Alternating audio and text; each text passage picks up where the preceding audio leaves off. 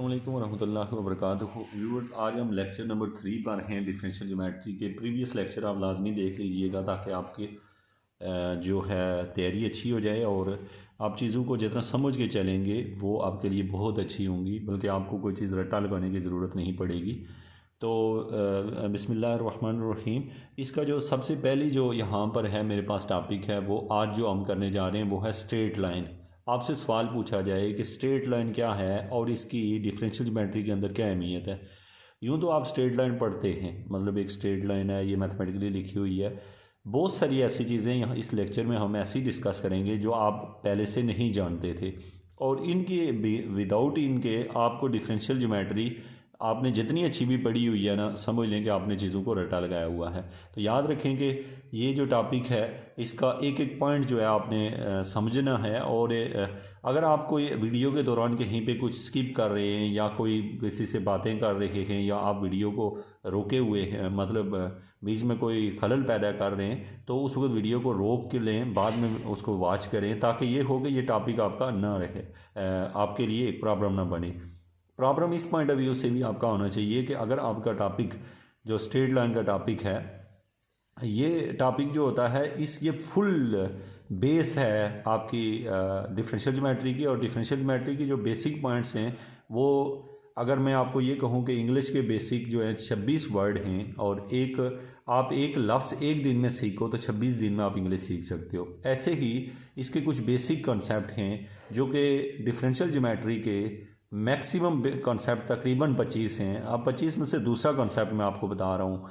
तो आप अगर इनको पहले लेक्चर में आप अपनी इंटरेस्ट डेवलप करें, मेरा लेक्चर देखें कम्प्लीटली, आप डिफरेंशियल ज्योमेट्री क्यों पढ़ रहे हैं, अगर आप पढ़ते हैं इसमें आप लोग रिसर्च करें, आप इसमें PhD करें, और आपको इससे क्या फ़ायदा पहुंचेगा, आप हमारे लिए कितना ज़रूरी है डिफरेंशियल ज्योमेट्री होना या ना होना, हमारे लिए कितनी अहम है, ये सारी बातें आप लेक्चर 1 में देखें। लेक्चर नंबर 2 में कुछ कर्व्स की मैंने टाइप बताई हैं, लेकिन वो उस तरह नहीं है कि आप खाली एक टाइप का कोई नाम होता है, उसके मैंने फ़िज़िकल मीनिंग भी समझाए हैं।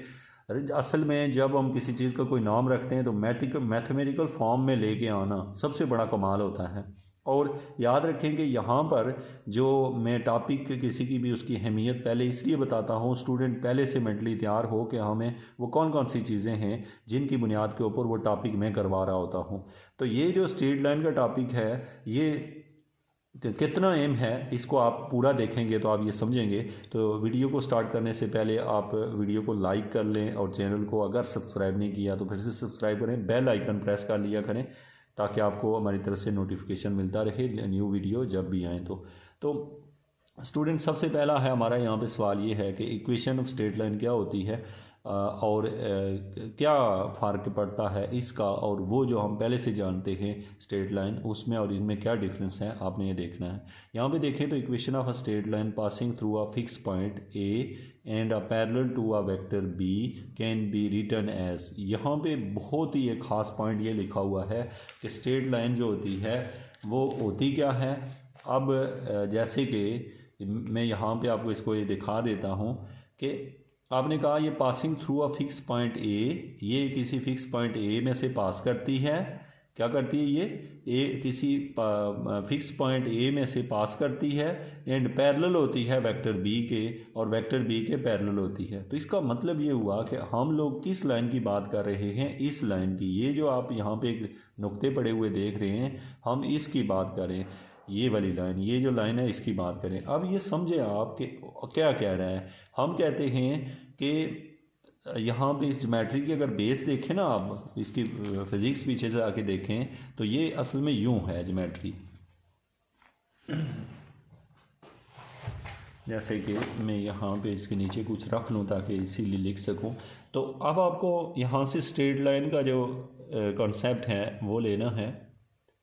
ये कंसेप्ट है स्ट्रेट लाइन का, कि मुझे को कहता है कि स्ट्रेट लाइन क्या होती है। तो स्ट्रेट लाइन तो लाखों हैं, मतलब ये एक स्ट्रेट लाइन है, ये लाइन है, वो लाइन है, ये लाइन है, ये लाइन है, ये सारी स्ट्रेट लाइनें ही हैं। अब हमारा सवाल ये है कि हमें स्ट्रेट लाइन किसी दूसरी लाइन के रिस्पेक्ट से देखनी होती है। क्यों देखनी होती है कि जब हमें किसी एक चीज़ का पता होता है तो उसको बेस बना के किसी दूसरी चीज़ का जब पता करते हैं तो वो हम उनके चीज़ों को यूटिलाइज़ करते हैं। उनको हम अपनी फ़िज़िक्स के अंदर हम उसको अपनी साइंस में उसका इस्तेमाल करते हैं। तो इसलिए वैसे स्ट्रेट लाइन का क्या है कि एक लाइन है तो बस ये स्ट्रेट लाइन है, इट्स नॉट इनफ। इसकी फ़िज़िक्स जानना और इसका मैथमेटिक्स जानना ज़रूरी है। तो आप इसको जाने बगैर, चूँकि आप याद तो कर सकते हो इक्वेशंस को, लेकिन आप समझ नहीं सकते तब तक इसको ना समझो। तो इस वजह से यहाँ पर देखें कि मेरे पास एक वेक्टर है। सबसे पहले आपकी ज्योमेट्री यूँ ही आनी चाहिए। इसका नाम बी है, इस वेक्टर का नाम बी वेक्टर है, और एक और वेक्टर है उसका नाम, यहाँ पर एक वेक्टर है उसका नाम ए वेक्टर है। ठीक हो गया। तो अब आपसे को पूछे कि ये दो वेक्टर हैं ए और बी वेक्टर, ये दोनों पोजीशन वेक्टर हैं। याद रखें कि वेक्टर की दो किस्में होती हैं। एक वो वेक्टर होता है जो किसी पोजीशन, किसी ओरिजिन के रिस्पेक्ट से होता है। एक वेक्टर वो होता है, लेट्स सपोज मैं यहाँ पे फर्जी तौर पे एक लाइन आपको दिखाऊँ, ये जो मैं वैसे डाल रहा हूँ रफ सी, ये वाली जो लाइन होगी ना, ये भी एक वेक्टर है। अगर लेट्स सपोज ये यहाँ से उधर जा रहा है तो ये जो वेक्टर है ये पोजीशन वेक्टर नहीं है। तो अब आपसे को पूछे कि वेक्टर दो तरह के होते हैं। आपने कहा एक होता है पोजीशन वेक्टर, एक होता है, ये दोनों पोजीशन वेक्टर हैं और ये पोजीशन वेक्टर नहीं है। ठीक है। तो फिर ये क्या है? ये भी वेक्टर है, लेकिन क्या है? ये कोई रेफरेंस वेक्टर है। ठीक है, ये कोई रेफरेंस वेक्टर है, कोई थर्ड वेक्टर है। तो इससे पता चला कि आपको वेक्टर का पता हो, कि आपने ये नहीं कहना कि हर वेक्टर पोजीशन वेक्टर होता है। तो एक तो ये हुआ, तो इसका मतलब वेक्टर दो आपको पता है। अब हम आते हैं यहाँ पे पहुँच के, तो हमने ये किया कि ये एक बी है और ये क्या है? ए है। अब ये हुआ कि ए के ऊपर कोई पॉइंट है, यहाँ पर इस पॉइंट का नाम मैंने ए रख दिया, बड़ा ए। ठीक है, कैपिटल ए नाम रख दिया। इस ए के ऊपर एक पॉइंट है। अब बच्चों हमने क्या करना है, इस पॉइंट में से एक लाइन गुजारनी है, इस पॉइंट में से एक लाइन गुजारनी है, और ऐसे गुजारनी है कि जैसे ये वेक्टर है वैसे ही उसके पैरेलल, जैसे ना यूँ जा रहा है तो आपने वो लाइन भी यूँ गुजारनी है। होप सो कि आप समझ गए होंगे मैं क्या कह रहा हूँ, कि जो ये लाइन जा रही है इसी के पैरेलल ये लाइन जा रही है। जब आप इसके पैरेलल ये लाइन लेते हैं तो फिर होता यूँ है कि अब ये वाली बी वेक्टर के पैरेलल ये वेक्टर बन जाता है, लेकिन ये पैरेलल है, बराबर नहीं है। ये समझिएगा, ये पैरेलल है, बराबर नहीं है इसके। अब ये जो नया वेक्टर मेरे पास बना है, इसको मैं कहूँगा, इसका मैंने कोई नया नाम रख लेता हूँ। ये याद रखें कि इस वेक्टर को, ये जो है इसका कोई मैं नया नाम रख लूँ, और यहाँ से लेके यहाँ तक जो मैंने इसका डिस्टेंस निकालना है, ये इस नुक्ते तक, अगर उसको यहाँ पे जैसे नाम दिया हुआ है आर का, इसको मैं आर कह दूँ, इसको आर कह दूँ, तो इसका मतलब तीन पोजीशन वेक्टर हो गए। एक ये है, एक ये है, और ये एक नया पोजीशन वेक्टर आर बना है। अब यहाँ तक इसकी फिजिक्स यहाँ से देख के समझ लें कि असल में जब हम इक्वेशन ऑफ स्ट्रेट लाइन की बात करते हैं तो not we are talking about this line, ये जो आ रहा है इसकी बात नहीं करते हम, असल में इस लाइन की बात करें, ये जो है। तो आपसे को पूछता है इक्वेशन ऑफ स्ट्रेट लाइन क्या होती है, तो आप कहते हैं इक्वेशन ऑफ स्ट्रेट लाइन एक लाइन होती है जो किसी ए पॉइंट में से गुजरती है, और ए से गुजरती है, और ऐसे गुजरती है कि किसी दूसरे वेक्टर के पैरेलल होती है। जैसे ये यहाँ पे, चूँकि अक्सर किताबों के अंदर आप देखते हैं जैसे यहाँ बी लिखा है, यहाँ बी लिखा है, ये गलत लिखा हुआ है। अगर हम इसको बी समझ लें तो हम गलत करते हैं, जिसकी वजह से स्टूडेंट या जो टीचर, जो ज़्यादातर मेरी वीडियोस वही लोग देख रहे होते हैं जो टीचर्स होते हैं, वो चूँकि इसलिए देख रहे होते हैं कि क्योंकि जो बुनियादी कॉन्सेप्ट होते हैं वो स्टूडेंट नहीं लेना चाहते होते। वो अपनी लाइफ में वो आगे जाते हैं जब खुद टीचर बनते हैं उनमें से कुछ, तो वो कॉन्सेप्ट लेके चीज़ों को बिल्ड करने की कोशिश करते हैं। लेकिन पहले से ये कि यहाँ पर ये बी और ये बी दोनों एक नहीं है, ये याद रखने, गलत लिखा हुआ है। यहाँ पर बी की डायरेक्शन है, ना कि, तो जितने जो इसको मैं ऐसे लिख दूँ, अगर इसके ऊपर कैप डाल दूँ तो फिर ठीक है। कैप मतलब कि ये उसका यूनिट वेक्टर है। यूनिट वेक्टर वो वेक्टर होता है जो डायरेक्शन वही होती है जिसकी ये डायरेक्शन है, वही डायरेक्शन इसकी भी है। तो यहाँ से अब हमने ये कहा कि कोई हमसे पूछे कि ये आर वेक्टर है क्या, ये आर वेक्टर क्या है, तो वेक्टर का रूल होता है ओ आर क्या, यहाँ से लेके यहाँ तक, ये आ गया O R is equal to O A मतलब आप समझ रहे हैं ये वाला ओ ए, और प्लस यहाँ से यहाँ तक का जो डिस्टेंस है उसका नाम है ए आर, ये रखा। अब बच्चों यहाँ पे ये समझना है, देखो ओ आर की कीमत है, यहाँ से आप देखें ओ आर की कीमत है आर, हमने वो पुट कर दी। ओ ए की कीमत है ए, लेकिन इसकी ए आर की कीमत का हमें नहीं पता। अच्छा, अब आप कहोगे ये तो पता है, ए का बी का तो पता है, लेकिन ये जो बी पता है, ये बी जस्ट उसका यूनिट वेक्टर पता है हमने, इसके मैग्नीट्यूड का हमें नहीं पता। तो हम कहते हैं फ़र्ज़ किया उसने कुछ ना कुछ मैग्नीट्यूड तो होगा उसका, तो उसका मैग्नीट्यूड हुआ म्यू, और साथ में ये बी। असल में ये जो बी लिखा हुआ है ये वेक्टर है, लेकिन this B vector is a unit vector है, बी वेक्टर क्या है, एक यूनिट वेक्टर है। यूनिट वेक्टर जब मैग्नीट्यूड से मल्टीप्लाई हो रहा है तो ये एक पूरा वेक्टर बन रहा है। अब आप समझ गए होंगे ये असल में यूं जाके अब ये वेक्टर बना है। अब दोनों वेक्टर मिले हैं तो ये बना। आपका एक और सवाल यहाँ पे बनता है, आपके जहन में ज़ाहिर ऐसा क्वेश्चन आया ही नहीं होगा, आप सोचेंगे तो कि भाई देखो वेक्टर का ये रूल होता है। मुझे कोई बंदा ये कहता है कि तुम ये बताओ कि यहाँ पर आप नोट कीजिएगा कि मेरे पास अगर कोई वेक्टर दिया हुआ है, लेट्स सपोज मैं कहता हूँ कि ये एक वेक्टर है, इस वेक्टर का नाम ए है और दूसरा वेक्टर ये है, इसका नाम बी है। अब इस बी वेक्टर को उठा के मैं अगर यहाँ रख दूँ ना, ये ए और बी कर दूँ तो ये ए वेक्टर हो जाएगा, ये बी वेक्टर, और ये जब इसके साथ जुड़ेगा तो ये जो जुड़ेगा ये बन जाएगा ए प्लस बी वेक्टर। इसका नाम होगा R is equal to A plus B vector. तो ये जो है ये हेड टू टेल रूल है। ये वाला रूल यहाँ पे नहीं लगता इक्वेशन ऑफ स्ट्रेट लाइन पे, ये याद रखें। इसमें ये किया हुआ हमने कि इस वेक्टर को यहाँ लाया तो ज़रूर है, लेकिन ये वाला वेक्टर और इसका जो डिस्टेंस, ये वाली जो लंबाई है वो इसकी निस्बत चेंज हो सकती है, इसके बराबर भी हो सकती है और डिफरेंट भी हो सकती है। इसलिए हम ये कहते हैं कि हमारा R equal to A plus B नहीं है, हमारा R equal to A plus यहाँ पर ये बी हमारे केस में इसमें यूनिट वेक्टर है, उसके साथ कुछ मल्टीप्लाई किया तो इस वजह से हम इसको ऐसे लिखते हैं। This concept is most important one, कि आपको ये पता हो कि स्ट्रेट लाइन का मतलब यहाँ पे इस डेफिनेशन को हम ऐसे क्यों लिखते हैं, यहाँ खाली बी क्यों नहीं लिख देते, उसकी रीज़न ये है।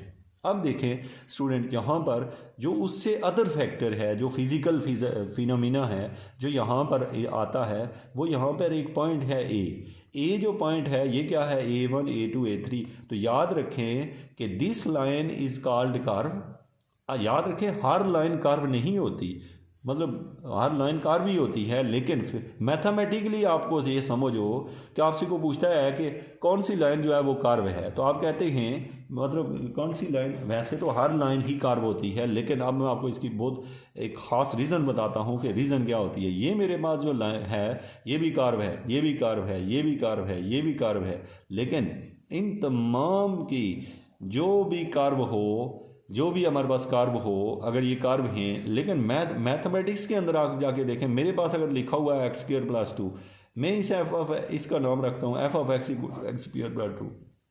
ये जो मेरे पास लिखी हुई है ना, ये कर्व तब कहलाएगी जब मेरे पास कोई दो फंक्शन हो, ये कर्व है जैसे कर्व उसको कहते होते हैं मैथमेटिकली जो सिंगल वेरिएबल डिपेंडेंट हो। ठीक है, सिंगल वेरिएबल, अभी जो कि मैं आपको इसकी एग्जांपल बाकायदा आगे सर्कल और मैं सर्कल से दे देता हूँ, इक्वेशन ऑफ सर्कल से क्यों देता हूँ, ताकि ये हो कि आपके टॉपिक में डिफरेंशियल ज्योमेट्री में सर्कल को लाया क्यों गया है उसकी फिजिकली आपको समझ आएगी। तो अब आपने ये कहा यहाँ पर कि मैं अगर आपको ये कहूँ, इसको अगर नोट करें आप, कि मैं फिज़िकली यूँ कहता हूँ कि मुझे पता है कि एक इक्वेशन होती है जिसको मैंने आर कहा, आर ये पोजीशन वेक्टर होता है। आपको मैंने बता चुका हूँ कि पोजीशन वेक्टर और एक और वेक्टर होता है जिसको हम रेफरेंस वेक्टर कहते हैं, तो या फिर अदर देन पोजीशन वेक्टर के रेफरेंस वेक्टर कोई ज़रूरी नहीं है, हम उसको पोजीशन वेक्टर का मतलब नहीं कहते। तो वो जो वेक्टर होता है आपका ना, अब मैं अगर उसकी बात करूँ वेक्टर की, तो अब आप नोट करें कि मेरे पास ये है जैसे एक्स आई प्लस वाई जे। इससे पता ये चला कि अगर ऐसा कोई भी पोजीशन वेक्टर आए तो हम उसको कर्व कहेंगे अगर उसमें जो एक्स और वाई की कीमतें दी हुई हैं उनको हम पैरामीट्रिक फॉर्म में लिख सकें, जैसे x equal to cos theta और y is equal to sine theta. इसके साथ मैं ए लिख देता हूँ। तो इसका मतलब है कि अगर मैं इक्वेशन ऑफ सर्कल को, चूँकि इक्वेशन ऑफ सर्कल में को इसमें कन्वर्ट कर सकता हूँ, मैं इसको ये वैल्यू वहाँ पुट करूँ और इसके अंदर मौजूद जो एक्स और वाई हैं वो एक दूसरे के साथ इंटर रिलेट हैं, मतलब एक्स थीटा पे डिपेंड कर रहा है, वाई भी थीटा पे डिपेंड कर रहा है, तो दैट्स मीन मैं इसको एक वेक्टर फॉर्म में लिख सकता हूँ। ये जो वेक्टर फॉर्म में मैं लिखूँगा तो इट्स मीन कि equation of circle is a equation of a curve. लिख सका तो तब ऐसे है, ऐसा नहीं है कि आप एक काम कर नहीं सकते, उसकी पैरामीट्रिक फॉर्म बना नहीं सकते तो वो सर्कल वो कर्व के अंदर नहीं आता। मैथमेटिकली हम ये कहते हैं। चीज़ों की अहमियत को अंडरस्टैंड करने के लिए स्टूडेंट आपके लिए ये ज़रूरी है कि याद रखें कि जैसे मैं आपको ये बताऊं कि जो आपने इन चीज़ों को माइंड के ऊपर बोझ के तौर पे नहीं लेना। आपको मैंने कहा 20 कोई कॉन्सेप्ट है डिफरेंशियल ज्योमेट्री के अंदर, अगर आप वो 20 के 20 सीख लो, अगर हम उनको सीख लें और उनके तमाम फिज़िकल पॉइंट्स को जो मैं सोच रहा हूँ या मैं चीज़ों को फिज़िकली जैसे देख रहा हूँ, जब आप उनको देखना शुरू करेंगे तो आप चीज़ों को एक डिफरेंट वे से लेना शुरू कर देंगे। आपको किताब इस डिफरेंशियल इक्वेशन की कोई भी बुक पढ़ोगे तो आपको अंडरस्टैंडिंग होगी कि यार अच्छा ये बुक ये ऐसे लिखी हुई क्यों है। तो हम यहाँ पर ये जो मेरे पास यहाँ पर आ गया कि आपने कहा जी कर्व, इस वजह से ये कर्व है, हर एक चीज़ कर्व। वैसे तो लाइनें कर्व ही होंगी, लेकिन उनकी अगर मैथमेटिकल फॉर्म टू कर्व, यानी मैथमेटिक्स से कर्व में जो है ना, कर्व से मैथ में आना, हमने माना कि this one is a curve, इसकी कोई मैथमेटिकल फॉर्म होगी, हमसे लिखी जा रही है या नहीं लिखी जा रही वो बात की बात है। लेकिन अगर मैथमेटिक्स दिया हुआ हो तो उससे पूछा जाए ये कर्व है, तो आप वहाँ से बता सकते हैं कर्व है, और कौन सी कर्व नहीं है जिसको हम नहीं लिख सकते इस फॉर्म में, वो कर्व में नहीं आता। इसलिए हम पढ़ते होते हैं कि कर्व जो होती है एक लोकस ऑफ पॉइंट्स को कहते हैं। कर्व क्या होती है? एक लोकस ऑफ पॉइंट्स को कहते हैं, जिसमें जो पॉइंट्स होते हैं वो सिंगल वेरिएबल पे, सिंगल जैसे थीटा थीटा टी टी इन पे डिपेंड करते हों। अब स्टूडेंट देखें हम मैथमेटिकली इसको मज़ीद लिखते कैसे। ये तो आपका था फिजिकल कॉन्सेप्ट जो मैं आपको दे रहा था। अब कॉन्सेप्ट यहाँ से ये बनाना है कि मैथमेटिकली जो कोई हमसे पूछेगा तो हम उसको राइट कैसे करके दिखाएंगे और उसको हर चीज़ की फिजिकल रीजनिंग कैसे देंगे। अब आप यहाँ देखें, अब आपको ये लाइन समझ आ गई। आपसे किसी ने पूछा कर्व क्या, स्ट्रेट लाइन क्या होती है, तो आपने कहा कि लेट ए कोई पॉइंट है और ये ऐसा पॉइंट है जो कहाँ से गुजर रहा है, एक फिक्स पॉइंट है, और इसमें से एक कोई बंदा गुजरा, वो जो बंदा गुजरा एक लाइन के ऊपर, वो वाली जो लाइन होगी उसको हम कर्व कहें, उसको हम स्ट्रेट लाइन कहेंगे अगर वो किसी दूसरे वेक्टर के पैरेलल हो तो। अच्छा, उसको हम लिखेंगे कैसे? हमने कहा ये लिखा और इसकी जगह यूं क्यों लिखा, आपको इसकी फिजिकल रीज़न पता है। अब समझिएगा, अब आपको बताओ यहाँ लिखा हुआ u is any real number. u क्या है? कोई रियल नंबर है जो कि एक मैग्नीट्यूड है, क्योंकि मैग्नीट्यूड और डायरेक्शन मिलती है तो एक वेक्टर पूरा होता है। और b is a vector parallel to the state and a is a position vector. और यहाँ पे a क्या है? एक पोजीशन वेक्टर है, और b is a vector. Basically ये b एक वेक्टर है, लेकिन ये कौन सा वेक्टर है? ये यूनिट वेक्टर है। यूनिट वेक्टर है। किसका यूनिट वेक्टर है? इस b का एक यूनिट वेक्टर है। जब ये यूनिट वेक्टर वो होता है जिसका मैग्नीट्यूड 1 होता है, इसका मैग्नीट्यूड 1 है इस वक्त। जब ये u से मल्टीप्लाई हो जाता है तो इसका मैग्नीट्यूड 1 नहीं रहता। तो इसलिए मैं यहाँ पे छोटा सा ऊपर कैप भी डाल देता हूँ ताकि ये फिर कभी पढ़े तो हमें पता हो कि ये कौन सा है। यहाँ पे यूनिट वेक्टर है। ये कहीं किताब में आपको शायद लिखा हुआ ना मिले कि यूनिट वेक्टर है, लेकिन ये यूनिट वेक्टर है कि इसका यूनिट वेक्टर ऑफ b है। ये unit vector of b vector है। ये वाला b ऑम b नहीं है, ये वो वाला नहीं है, इसलिए हम इसको ऐसे लिखते हैं। अब हम आते हैं अच्छा, यूनिट वेक्टर क्यों लिखते हैं? यूनिट वेक्टर बेसिकली डायरेक्शन को कहा जाता है, खाली डायरेक्शन, यानी डायरेक्शन हमने इसके लिए मैग्नीट्यूड कोई भी हो सकता है, इस वजह से हम ऐसा लिखते हैं। अब देखो यहाँ पे लिखा हुआ है A R is equal to U B because A R is parallel to B. ये लाइन यहाँ लिखी हुई है और आपको ये समझ है। ज़्यादा बेस्ट ये है कि ये दोनों मिले हैं तो वेक्टर बना है। ये एक मैग्नीट्यूड था और ये यूनिट वेक्टर है, दोनों मिले तो ये वेक्टर बना हुआ है। ये यहाँ पे इसको एक्सप्लेन किया हुआ है। वैसे भी आपको अब मैं समझा चुका हूँ कि ये क्यों लिखा हुआ है। अब स्टूडेंट अगर हमें यहाँ पे इक्वेशन और टेंजेंट निकालनी पड़े जो हम अक्सर किताबों में देखते हैं लिखी हुई, तो बस आपने क्या करना है, आपको पता है एक ए पॉइंट है, एक बी और एक आर है, क्योंकि आपको क्या क्या चाहिए सवाल में, ए बी और आर, आर ए और बी। अब नोट करो आर क्या होता है। आर क्या है? x1 x2 x3। बी क्या है? b1 b2 b3। और ए क्या है? a1 a2 a3। ये हमारे पास ये तीनों आ गए। r is equal to x1 x2 x3, b is equal to b1 b2 b3, a is equal to a1 a2 a3। ये तीन हो गए। अब आप देखें यहाँ पे हम क्या करते हैं, put all values in equation 1। हमने ये वैल्यूज़ जो है ना इक्वेशन नंबर 1 में पुट की। यहाँ पर ये है इक्वेशन नंबर 1, इसमें पुट की। पुट करना बहुत आसान है, ये कीमतें यहाँ रखी तो आपको इक्वेशन ये बन गई। इस इक्वेशन को स्टूडेंट क्या किया आपने, आपको पता है इसको लिख सकते हो a प्लस u1 b, यानी इसका पहला उसका पहला जोड़ दिया, फिर कामा, इसका पहला उसका दूसरा, फिर इसका पहला उसका तीसरा, पहला नहीं बल्कि इसका भी तीसरी वैल्यू उसकी भी तीसरी, ऐसे लिखे। कंपेयर किया तो x1 का आंसर ये निकला, x2 का ये निकला, x3 का ये निकला। अब यहाँ से अंडरस्टैंड करेंगे हम आगे क्या करते हैं। ये हमारे पास निकल आए हैं x1 x2 और x3। अब समझें यहाँ से हम क्या कहते हैं, are the coordinate of the fix point A. ये वो हमें कीमतें मिल गई हैं। कौन सी कीमतें? उस ए पॉइंट की कीमतें मिल गई हैं जो कि आपने इस तरह निकाली हैं। अब देखिए स्टूडेंट आप करते क्या हो, यहाँ से मैं आपसे कहूँ अगर कि मुझे यहाँ से निकाल के दो, क्या चीज़ निकाल के दो, यू की कीमत निकाल के दो। आप कैसे निकालोगे यू की कीमत? निकाल सकते हो क्या? यू की कीमत कैसे? ये उधर जाके माइनस हो जाएगा, ये बन जाएगा x1 minus a1 equal to B divided by B1, तो यहाँ से U1 की कीमत ऐसे निकलेगी। यहाँ पे मैं एक निकाल के दिखा देता हूँ आपको क्यों हमने ऐसे निकाली। x1 is equal to A1 plus UB1, ऐसे हमने जब लिखा तो यहाँ से मुझे कोई कहता है U की कीमत निकालो, मैं लिखूँगा x1 minus A1 equal to UB1। अब ये यहाँ से निकलेगा x1 minus A1 divided by B1 equal to U। तो ये जो कीमत निकली है U की एक कीमत निकली है, दूसरी लाइन में से U की कीमत निकली है x2 minus B1 divide by ये दूसरी कीमत भी यहाँ से देखें x2 minus A2 divide by B2 निकलेगी। तीसरे में से भी इसी तरह निकालेंगे, तीन कीमतें निकलेगी। अब चूंकि तीनों कीमतें U के बराबर होंगी तो इसका मतलब होगा कि वो तीनों इक्वेशनें एक दूसरे के बराबर हो जाएंगी। ठीक है, ये तीनों एक दूसरे के इक्वल हो गई। अब इसमें जो ख़ास बात है, जब भी इक्वेशन हम स्ट्रेट लाइन की बात करते हैं तो याद रखिए कि यहाँ पर वो पॉइंट होते हैं जो स्ट्रेट लाइन के ऊपर पॉइंट होते हैं। इसको अंडरस्टैंड कीजिएगा ये क्या कह रहा हूँ मैं। ये जो A1 A2 A3 हैं ये कंपोनेंट्स हैं स्ट्रेट लाइन के उस फिक्स पॉइंट के। अब ये समझिएगा क्या कह रहा हूँ मैं। यहाँ आए तो अब आप देखें कि ये सीधी लाइन जा रही है, इस लाइन के ऊपर A1 A2 A3 उस लाइन के ऊपर मौजूद कोई नुक्ता है, ये उसके कोऑर्डिनेट हैं। तो अब आपसे को पूछे कि ये A जो है ये एक पोजीशन वेक्टर है यहाँ से यहाँ तक और उसके कोऑर्डिनेट ये हैं, तो हमें ये समझ लग गई कि ये A है क्या। इसमें और उसमें बड़ा फ़र्क है।